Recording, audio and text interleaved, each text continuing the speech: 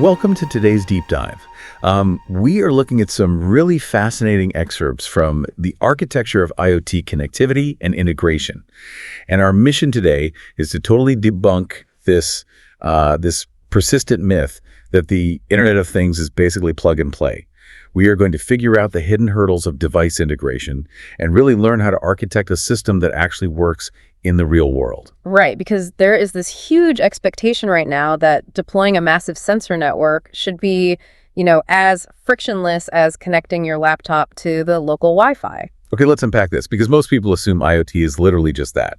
You buy the hardware, you plug it in, maybe you enter a password, and boom, data is flowing to your dashboard. Which is exactly why so many projects fail. Treating IoT simply as hardware is a guaranteed path to struggle. It is not just hardware, it is complex distributed system architecture. The friction happens because this entire ecosystem is heavily fragmented. Fragmented across different protocols, different security models. Exactly, and proprietary vendor platforms. The source material tackles this head-on, outlining the messy reality of why devices fail to connect. Yeah, let's get into that messy reality. Because you can have a standard deployment where the hardware is absolutely flawless, the power supply is stable, the network is theoretically in range, and yet the platform sees absolutely nothing. The data is it's dead in the water. Yeah, and the first major reason for that is a protocol mismatch. Devices and platforms absolutely must speak the same language. Right. So if you assume a baseline level of interoperability, but your main platform is built around MQTT, and then you go and deploy all these industrial edge devices that only speak Modbus or OPC UA. Or CoAP or some completely proprietary binary protocol. Yeah, then you have a fundamental communication failure before you even get to look at the payload. They simply cannot understand each other. The industrial space is notorious for this, heavily relying on legacy protocols. If a platform is optimized for lightweight IoT communication like MQTT or standard HTTP, it simply cannot ingest raw Modbus registers without some kind of translation layer. And even if you do manage to align the protocols, say everything is perfectly communicating over MQTT, you still hit a second wall, which is data format differences. Because agreeing on MQTT is really just agreeing on how the data travels. It's the transport mechanism. Exactly. So if one node fires off this highly structured, beautiful JSON payload, but then a legacy sensor on the exact same network is just blasting out raw hexadecimal arrays, your cloud platform is going to throw continuous errors. It has to know how to parse and map that data. Different devices embed metadata completely differently. One device might include the timestamps and the device ID right there inside the JSON object, while another one might rely entirely on the MQTT topic string itself to convey that same metadata. And without explicit mapping rules, the incoming stream is just noise. Right. It just eats up processing power and gives you zero actionable intelligence. Which brings us to the third reason connections fail, the authentication and security models. Connections can completely fail before a single byte of telemetry is transmitted if the security handshakes are incompatible. It's like trying to use a standard driver's license at a border crossing that strictly demands a biometric passport. That's a great way to put it. The credential might be perfectly valid for local transit, but it is the wrong security model for that specific, highly secure checkpoint, so the connection just drops immediately. And these security parameters are often deeply ingrained in the device firmware. The text specifically highlights token-based authentication, certificate-based models, and TLS mutual authentication. So if your platform strictly enforces TLS mutual authentication, requiring the client and the server to verify each other's certificates, but your tiny, low-power edge device only supports a basic username and password, or maybe just a static token, the TLS handshake just fails. Exactly. The connection's terminated right there at the transport layer. Moving down the list, the fourth hurdle we have to look at is connectivity constraints, particularly with network layers like LoRaWAN, NB-IoT, Sigfox, or private LTE. Right, because devices operating on those low-power, wide-area networks don't maintain direct, persistent connections to the final application platform. They broadcast to intermediaries. A LoRaWAN sensor transmits its uplink to a local gateway, which then forwards it to a LoRa network server. And that network server is an intermediary stopping point.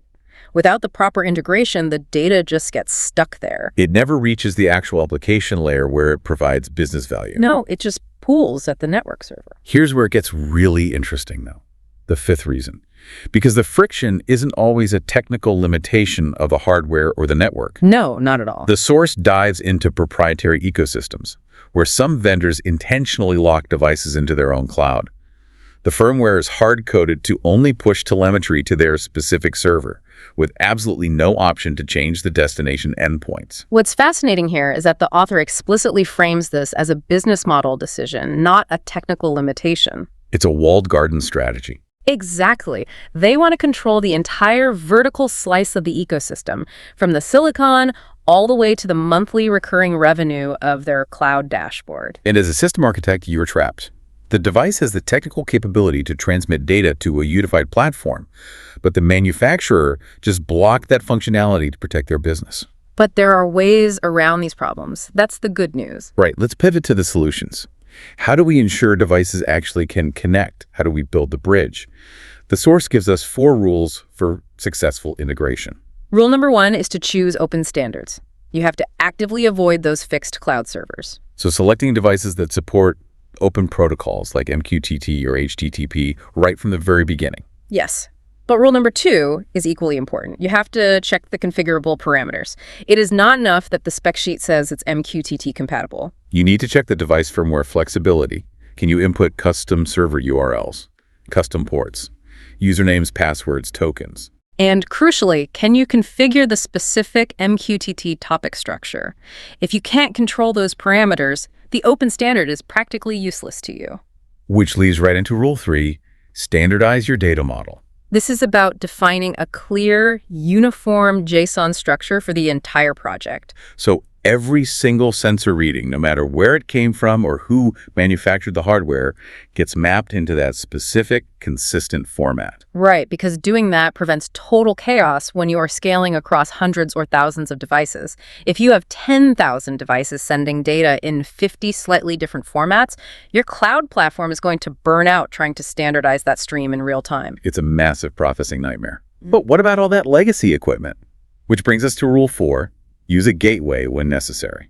Because you will definitely encounter environments that rely on mature industrial equipment. You can't just rewrite the firmware on a 10-year-old PLC to suddenly output beautifully structured JSON over MQTT. Right, so you introduce an edge gateway. It acts as a translator. It sits locally on the network, ingests all that raw polling data from industrial protocols like Modbus or RS-485 or OPC UA. And it translates that data into your standardized JSON format and then publishes it up to the cloud using MQTT or HTTP. The gateway absorbs all that protocol friction locally, so your cloud platform doesn't have to deal with it. So what does this all mean? How do we take these 4 rules and actually apply them to a real deployment? Let's look at the Favoriate playbook.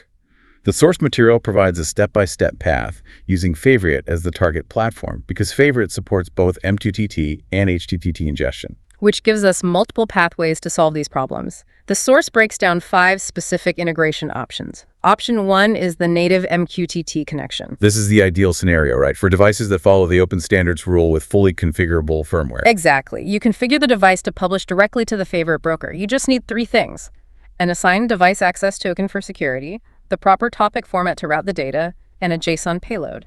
But MQTT requires keeping an open TCP connection with the broker. So if you have tiny microcontrollers running on coin cell batteries, that constant connection is going to drain them incredibly fast. Which is why we have option 2, the HTTP REST API, pushing data via HTTP post using an API key. This is so useful for simple firmware. The device wakes up, takes a reading, opens a very brief HTTP connection, pushes the JSON payload to the Favorite endpoint, and goes right back to sleep. It's a trade-off. You give up the low latency of MQTT to save massive amounts of battery life at the edge. Makes total sense. Now, option 3 is the edge gateway integration, which we touched on. This is for the industrial and legacy systems. Right. Favorite can't natively read Modbus, so the edge gateway collects the Modbus or OPC UA data from the factory floor, converts it into JSON, and then uses MQTT to publish it cleanly into Favorite. Option 4 addresses those network layers we talked about, specifically LoRaWAN. This is the network server integration. Because LoRaWAN devices transmit to that middleman network server, so you have to integrate the LoRa network server with a Favorite webhook or an MQTT bridge. But there is a catch here with the payload. LoRa networks have highly regulated airtime and very limited bandwidth. You cannot send big JSON strings over the air. No, the data is heavily compressed into binary formats or byte arrays, so you have to build a payload formatter. A decoding script that maps the uplink payload into readable fields It takes that raw hex data, extracts the integers, and reconstructs it into the JSON format Favorite needs. Without that decoding script, Favorite will just log a string of meaningless characters. And finally, option 5, the middleware layer. This is the brute force workaround for those proprietary ecosystems, the vendor lock-in. If the device absolutely refuses to send data anywhere but the vendor's walled garden, you have to let it push to their cloud. And then you use the vendor's API to pull the data back out. You build a custom middleware service to clean up whatever proprietary formatting they use, and then you push that clean data into Favorite. It creates a lot of architectural friction. You are relying on a third-party cloud's uptime, dealing with their API limits, all just to access your own data. But it gets the job done if you're trapped. So synthesizing all of this, the big picture takeaway from the source is really about planning. Absolutely. You have to design the architecture before you buy a single device. Defining your protocols, your data models, and checking endpoint ownership up front is what makes integration manageable instead of a total nightmare. And if you are dealing with a specific device type right now, whether it's a battery-constrained microcontroller or a legacy PLC, you can use these exact steps to map its integration path into a platform like Favorite. Treating IoT as an end-to-end system is truly the key to success. If we connect this to the bigger picture, looking at how walled gardens operate, this raises an important question. It really does.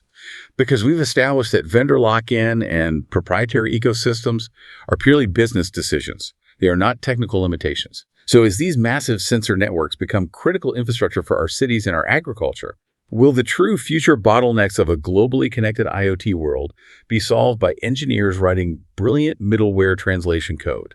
Or will they be solved by executives negotiating boardroom contracts? Are the real walls preventing an integrated world made of code, or are they made of corporate strategy? It is definitely something for you to mull over the next time you're looking at a system architecture. Thanks for joining us for this deep dive. Keep architecting those smart solutions, and we will catch you next time.